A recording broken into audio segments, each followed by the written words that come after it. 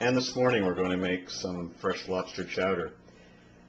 First of all, of course, you need lobster, whether it be from frozen and canned or freshly steamed and then chilled. The ingredients you'll need for your lobster chowder include butter, onion, potatoes.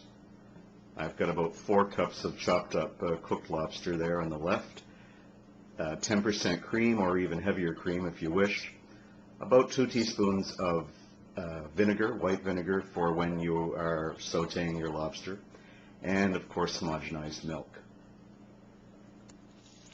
And your next step is to saute your lobster. So put enough butter in the bottom of your skillet to melt, add the lobster.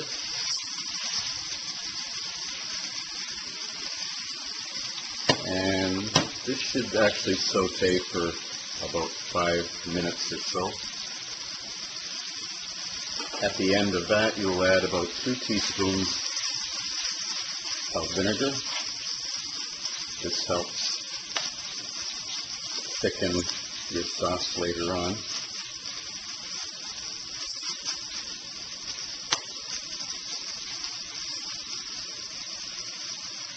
After you've added about 2 teaspoons of white vinegar, just let it simmer for about another minute or more before you add some heavy cream. Now that you've added the cream to the mixture, set this aside and begin to dice both your potatoes and your onion to get the potatoes ready for cooking.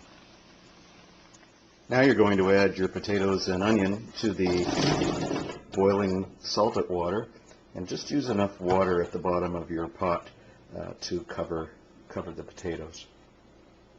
Once your potatoes and onions have been cooked, drain them, and you may want to transfer them to a smaller dish. And I've just moved our lobster mixture from the skillet into the pot that has the potatoes and the onions. And now you're going to fill this pot to cover the whole mixture with homogenized milk. And then your chowder is going to be ready, and you'll be able to season it to taste. Of course, adding seasonings is a personal preference, but I usually put in some parsley flakes, some paprika just to add to the color a little bit.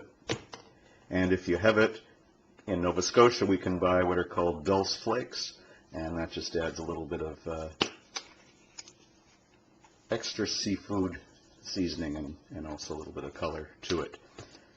So make sure that your mixture here doesn't boil. Make sure it stays on simmer, and it's always better the second day. So once it's cooled off a little bit, move it to your fridge and enjoy.